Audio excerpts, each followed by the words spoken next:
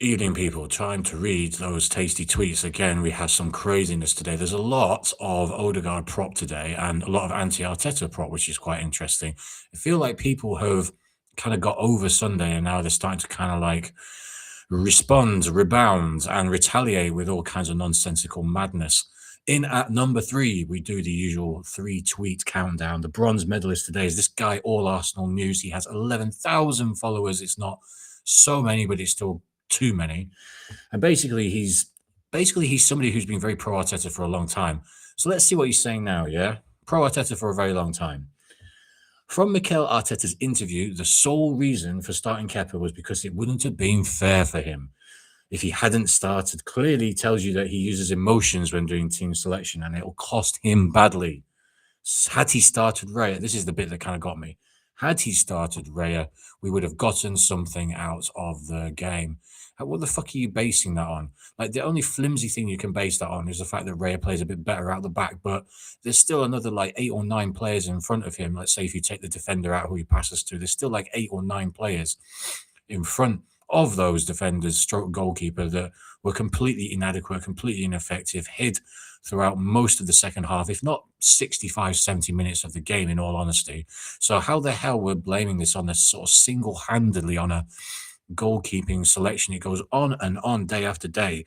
And it's just, people just don't want to speak the facts about the situation, which is the manager got the tactics all wrong. The players weren't bothered, it seems. Maybe they're thinking bigger fish to fry. Maybe they're thinking, we've got Champions League, we've got Premier League, we've got the FA Cup coming up. It could be on a also the World Cup. It could be on a sort of subconscious level that they just can't get that up for it. It's the Carabao Cup. It's not that important to them. And even though they're going to proclaim in the media and do all their little prop and PR before the game that it's so important, this is our moment, this is our big time, how much really do they care? And it's a legitimate question because of that performance. Of course, you're going to question how much they care. But this guy who's been running prop for Arteta, if you go on All Arsenal News and you look down his history, you will see All Arteta, pro Arteta prop. And now, seeing as people are being critical of him, he has to sort of go with the tide because, he wants his 11,000 followers to stay at that and increase. So he's just going to go with whatever he perceives to be the prevailing wind, like a leaf in the wind. Like I say about these people, they just go with the flow, but not in the good way. They just fake valiance or fake outrage, whatever is the popular opinion. They're just going to go with that because they don't have minds of their own. They're just human clones, essentially, on Twitter. And they are not bots, but they're basically no different from a bot because they're not real entities and they are barely operating on a conscious level.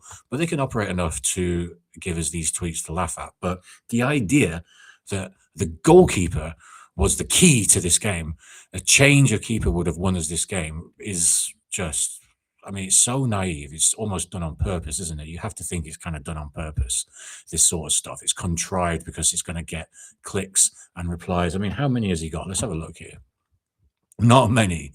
You got 11,000 followers and it's only got 1,000 views, 1.5k views to be fair, and 10 comments, 19 likes. That ain't ratio, is it?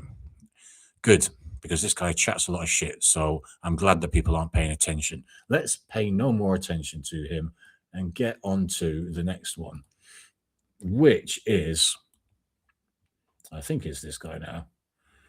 Was this the one or is this the one? Let's go this one, number 2. Why has this disappeared from the fucking thing? Hang on, let me share the screen properly. It's disappeared from... I knew it. Is this the guy? It's coming. There will... Oh, no, I had already had that. All right, fuck it. Bollocks to it. This was already ready to share. So I'm still getting used to this. How do I pause this? For fuck's sake. I need to pause it before I get copyright. Copyright coming. There we go. Ademola. How many followers have you got, Ademola? Let's have a look here. 38.7k. Oh, my God. Let's bring me back. Where am I? Whoops. There we go. Go on. So this guy Ademola, there will come a day when we sit back and fully appreciate what Mikel Arteta did for Arsenal. He didn't just build a team. He restored our dignity. How? How exactly? Because Apparently, Arteta applauding Man City as they collect their medals is restoring our dignity. Not really. It would have been a lot more dignified to actually win and have Man City applauding us. Our dignity is not necessarily, it's not particularly intact at this point because everyone's just calling us bottlers. And how is it restoring our dignity when you got people at the tube stations shouting second again, ole, ole? That's not really very dignified for us. That's actually quite bad for us, as it turns out. And it's getting quite annoying. And this is why a lot of people want a change at the top because we're tired of being told things like this. And it keeps happening again. I mean, we sing to Tottenham. It's happened again, for St. Tottenham's Day. So they're going to sing back. Well, maybe not Tottenham now because they're going to get relegated. But other fans are just going to banter us with it's happened again, second again. And where is the dignity? Win things. Turns out that winning things gets you respect. Turns out that respect brings with it some dignity. I mean, it's really not that difficult to understand. It's just any which way you can to try and paint this manager in a great light. He's probably a big Arteta fan. He's probably seen that there's a lot of anti-Mikel prop going on at the moment. Lots of chat about him in the future and his tactics and how far can he take the club from people who are not usually saying it. This guy's probably not used to seeing it so prevalently online, so he has to kind of come back and say, "Oh well, at least he got the players to clap the Man City players when they got the medals. Come on, that's dignified. That's the kind of leader we want." No, we want a leader who's actually going to be able to react to the tactics that Pep had, the extremely difficult tactics, or overcoming the two men in midfield as a pivot. You just drop people into midfield, but apparently no, this is too much. I'm not paid 50 million a year, so what do I know, eh? But at least come up with something.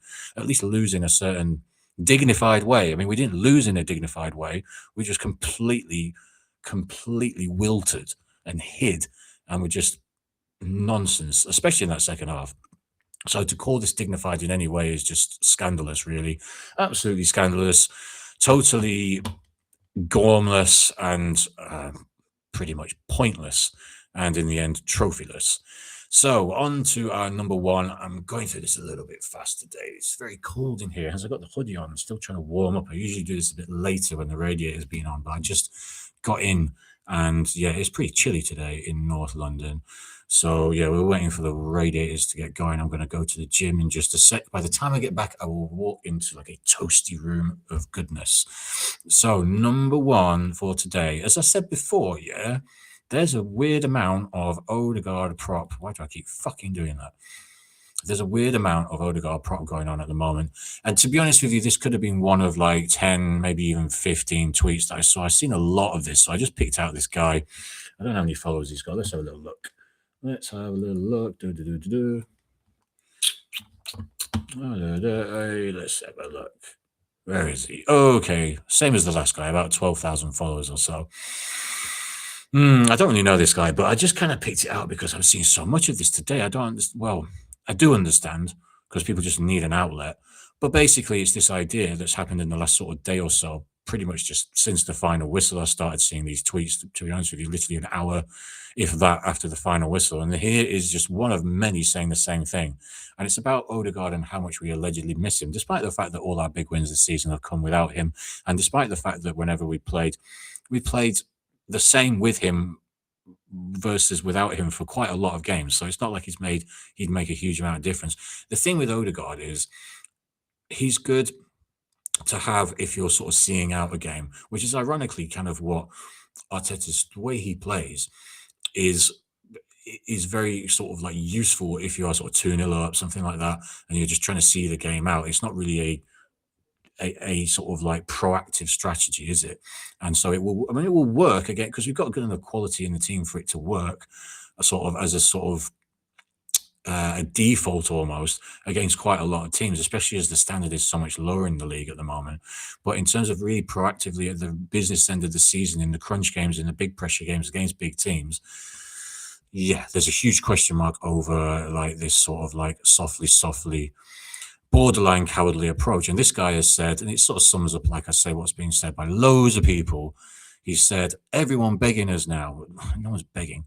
When he rises, this is Odegaard, I don't want anyone saying we were there when he was at his lowest. So basically, he's trying to say, all you man who have been having a go at Odegaard, you can't now rise up and say, oh, we need Odegaard. But the thing is, he's wrong because nobody's actually saying that. Nobody who didn't want Odegaard in the first place or who wanted Odegaard out of the team in the first place is now changing their minds and saying, oh, well, we're only losing because he's not in the team. Mainly because we recognize that for the most part, we played the same and we were ineffective without him in the team. Hence, there was so much prop and so much chat at the time, months ago, that he should be taken out of the team. And then he sort of got an injury and he's not been able to get back into the team. And also, there happens to be a World Cup, the first one for Norway since like 1994. Or was it 98? No, they weren't in 98. 94, maybe? I think it's 94 the last time they were in the World Cup. Pretty sure. So it's all a bit of a coincidence, isn't it? But yeah, this idea that we're all kind of like going, oh, come back, Odegaard, we forgive you. Yeah, this ain't happening. This is complete borderline delusional behavior. And this is why we are number one. This guy is number one because it's just delusion, pure and utter delusion.